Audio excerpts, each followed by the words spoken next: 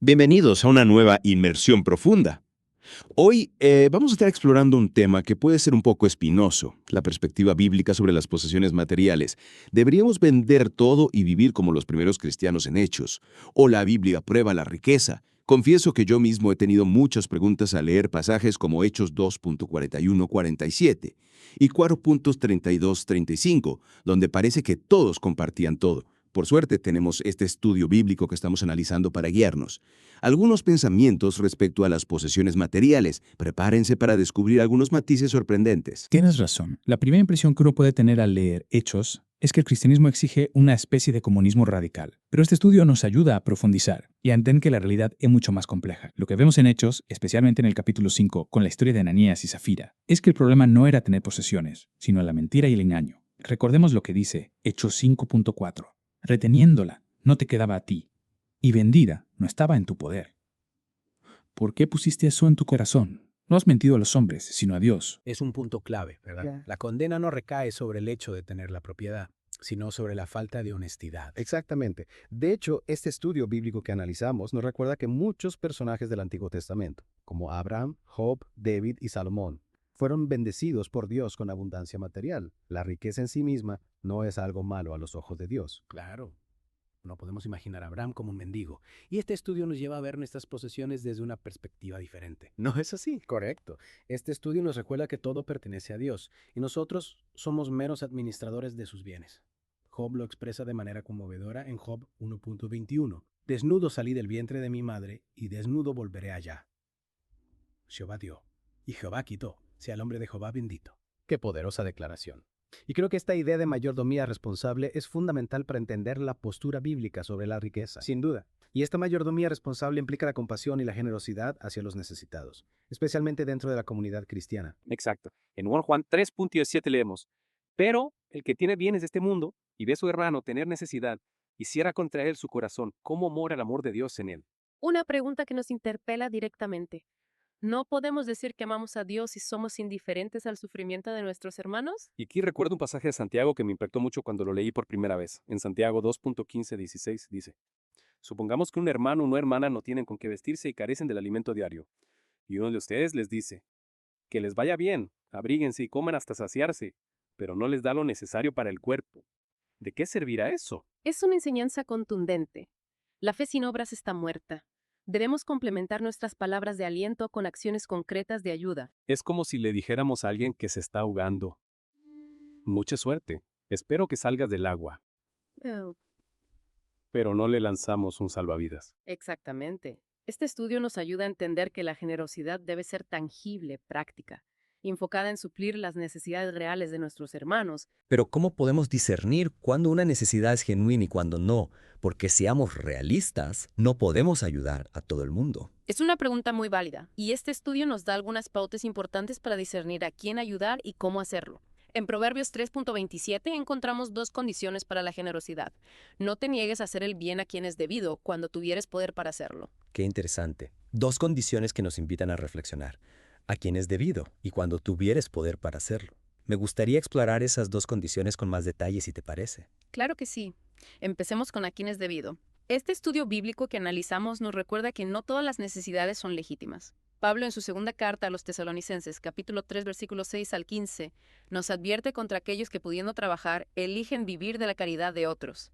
Dice, el que no quiera trabajar, que tampoco coma, Es un llamado a la responsabilidad personal. ¿verdad? La generosidad no debe ser una excusa para la pereza. Precisamente. Y este principio se refuerza en Proverbios, donde leemos que al que trabaja, el hambre lo obliga a trabajar, pues su propio apetito lo estimula. A veces la necesidad puede ser un motor para que las personas se esfuercen y salgan adelante. Es un punto interesante. No se trata de ser insensibles al sufrimiento, sino de discernir cuándo nuestra ayuda puede ser realmente beneficiosa y cuándo puede estar perpetuando una situación de dependencia. Exactamente. Y aquí entra la segunda condición.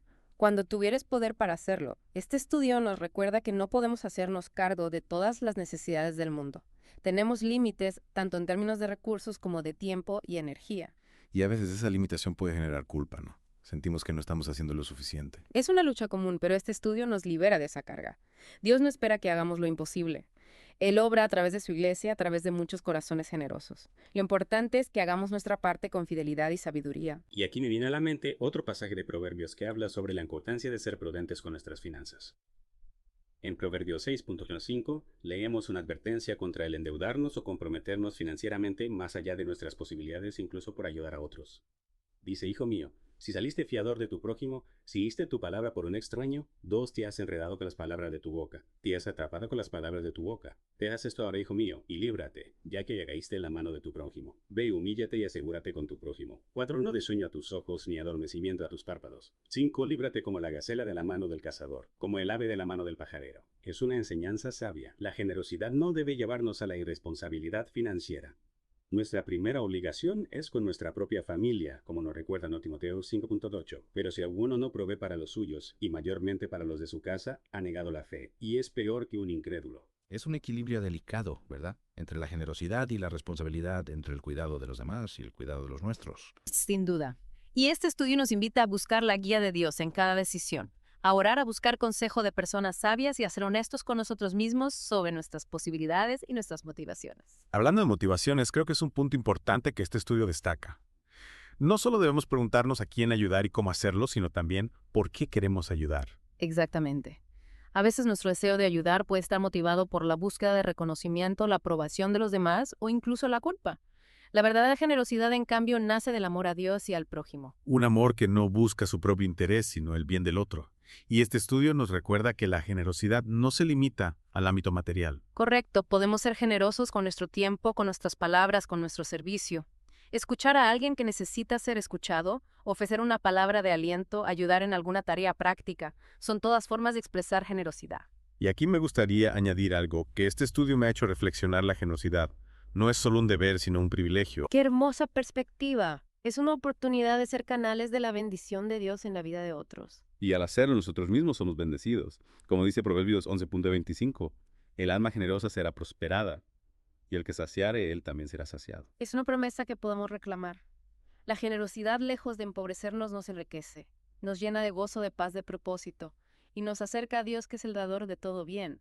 Y hablando de Dios como dador de todo bien, este estudio nos advierte sobre los peligros de poner nuestra confianza en las riquezas materiales en lugar de ponerla en Dios. Efectivamente, este estudio bíblico que analizamos nos lleva a 1 Timoteo 6.6-12, donde Pablo nos habla del gran peligro que representa el amor al dinero. Es importante destacar que Pablo no condena la riqueza en sí misma, sino el deseo desmedido de acumularla. Claro, Pablo mismo nos dice que gran ganancia es la piedad acompañada de contentamiento. Exactamente. Deberíamos estar contentos con tener lo básico, alimento y vestido. Muchos en el mundo carecen incluso de esto. Es una verdad que a veces olvidamos. Vivimos en una sociedad que nos bombardea constantemente con mensajes de consumo, haciéndonos creer que la felicidad se encuentra en la acumulación de bienes materiales. Y este estudio nos advierte sobre esa trampa. El deseo de enriquecerse, nos dice Pablo, nos lleva a la tentación, al lazo, a la codicia y finalmente a la destrucción. Y Santiago, en el capítulo 1, versículos 13 al 15, nos describe la progresión del pecado, la tentación, la concupiscencia, el pecado y finalmente la muerte. Una secuencia que deberíamos tener presente. Si nos dejamos seducir por el deseo de ser ricos, estamos entrando en un camino peligroso. Este estudio que analizamos nos presenta a Job como un contraejemplo. A pesar de ser el hombre más rico de su época, no permitió que la riqueza se convirtiera en su fuente de seguridad o felicidad. En Job 31.19-28 vemos cómo Job describe su actitud hacia las riquezas. No puso su confianza en el oro, sino en Dios.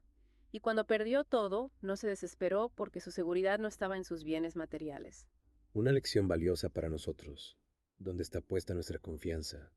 ¿En nuestras posesiones o en Dios? Esa es la pregunta clave. Este estudio también nos lleva a la parábola del rico insensato que encontramos en Lucas 12.13-21. Un hombre que al tener una gran cosecha decide construir graneros más grandes para almacenar sus bienes y vivir una vida de placer y comodidad. Un hombre que, como bien señala este estudio, se centra en el yo y el mío, olvidándose por completo de Dios. Su error no fue la riqueza en sí misma, sino su actitud egoísta y su falta de gratitud hacia Dios. Planeó su vida como si fuera a vivir para siempre sin pensar en la eternidad ni en su responsabilidad hacia los demás. Y Dios en su justicia le recuerda que esa misma noche le sería pedida su alma. ¿Y quién se quedará con lo que has acumulado?, le pregunta Dios. Una pregunta que nos interpela a todos. ¿De qué nos sirve acumular riqueza si no somos ricos delante de Dios? Este estudio también destaca la necedad de este hombre al planear su vida sin tener en cuenta a Dios. En Santiago 4.13-16 se nos advierte contra la arrogancia de planear el futuro como si tuviéramos el control absoluto. Deberíamos decir, como nos enseña Santiago, si el Señor quiere, viviremos y haremos esto o aquello. Reconocer la soberanía de Dios en nuestras vidas es fundamental. Y finalmente este estudio nos lleva a la conclusión de que la verdadera felicidad no se encuentra en la abundancia de posesiones, sino en nuestra relación con Dios. Proverbios 11.28 nos dice, el que confía en sus riquezas caerá, mientras que el Salmo 1.12 nos habla de la bienaventuranza de aquel que se deleita en la ley de Jehová y medita en ella de día y de noche. Es decir, nuestra seguridad y felicidad no deben estar en las cosas materiales, sino en Dios. Exactamente. Y aquí me gustaría hacer una pausa para invitar a nuestros oyentes a suscribirse a nuestro canal Deep Dive en YouTube, donde podrán encontrar más contenido como este dedicado a Hablando la Palabra. Excelente idea. No olviden dar me gusta y comentar en nuestros videos. Sus comentarios son muy importantes para nosotros. Y ahora, volviendo a nuestro tema, ese estudio que hemos analizado nos ha dado una visión panorámica de la perspectiva bíblica sobre las posesiones materiales. Hemos visto que la riqueza en sí misma no es mala, pero el amor al dinero sí lo es. Debemos ser generosos con los necesitados, pero también ser sabios y responsables en nuestra mayordomía. Y sobre todo recordemos que nuestra confianza y seguridad deben estar en Dios, no en las cosas materiales. Así es. Y creo que es importante destacar que este estudio no solo nos da principios teóricos, sino que también nos desafía a aplicarlos en nuestra vida diaria. Totalmente. No se trata solo de saber lo que dice la Biblia, sino de vivirlo. Y a veces esta aplicación práctica puede ser un desafío, ¿no crees? Por ejemplo, ¿cómo podemos discernir a quién ayudar y a quién no? A veces nos encontramos con situaciones donde no estamos seguros si estamos llamados a dar o no. Es cierto, la vida real no siempre es tan clara como los ejemplos que encontramos en la Biblia, pero este estudio nos da algunas herramientas para navegar esas situaciones complejas. Recordemos las dos condiciones que vimos en Proverbios 3.27, a quien es debido y cuando tuvieres poder para hacerlo. En primer lugar, debemos discernir si la necesidad es real o si se trata de alguien que pudiendo trabajar, elige no hacerlo. Como el caso de los hermanos de Tesalónica que Pablo menciona en su carta. Personas que en lugar de buscar un trabajo honesto, preferían vivir a expensas de la iglesia. Exactamente. La Biblia nos llama a ser generosos, pero no a ser ingenuos. Debemos usar el discernimiento y la sabiduría para evaluar cada situación. Y aquí es donde entra en juego la oración, la búsqueda de consejo de personas con experiencia y también la honestidad con nosotros mismos. A veces nuestro deseo de ayudar puede estar motivado por la culpa, por el miedo al que dirán o por la necesidad de sentirnos bien con nosotros mismos. Es un punto muy importante. La verdadera generosidad nace del amor, no del egoísmo o la vanidad. Y ese amor se expresa no solo en lo material, sino también en nuestro tiempo, nuestras palabras, nuestro servicio. A veces la ayuda más valiosa que podemos ofrecer no es dinero, sino una escucha atenta, una palabra de aliento, un gesto de solidaridad. Tienes razón. La generosidad tiene muchas formas de manifestarse. Y creo que es importante recordar que no estamos solos en esta tarea.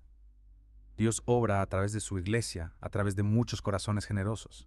Él puede usar nuestras pequeñas ofrendas, nuestros talentos, nuestro tiempo para hacer grandes cosas en la vida de otros. Y al final lo que realmente importa no es cuánto damos, sino la actitud con la que lo hacemos. Si damos con un corazón alegre, con un espíritu de amor y servicio, nuestras ofrendas serán agradables a Dios independientemente de su tamaño. Amén a eso. Y creo que este estudio nos ha dado mucho en qué pensar mucho, en qué reflexionar. No se trata solo de seguir un conjunto de reglas, sino de cultivar una actitud de generosidad, de mayordomía responsable, de confianza en Dios. Así es. Y al final es en esa relación con Dios, en esa búsqueda de su voluntad, donde encontramos la verdadera paz, la verdadera felicidad, la verdadera prosperidad. Y con eso, amigos, llegamos al final de nuestra inmersión profunda en este estudio bíblico sobre las posesiones materiales. Esperamos que haya sido de bendición para ustedes, que les haya desafiado a reflexionar sobre su relación con el dinero y a vivir con mayor generosidad y responsabilidad. No olviden suscribirse a nuestro canal Deep Dive en YouTube para más contenido como este dedicado a Hablando la Palabra. Y si este estudio les ha bendecido, compártanlo con otros. Que la palabra de Dios siga transformando vidas. Hasta la próxima, amigos. Que Dios les bendiga hasta en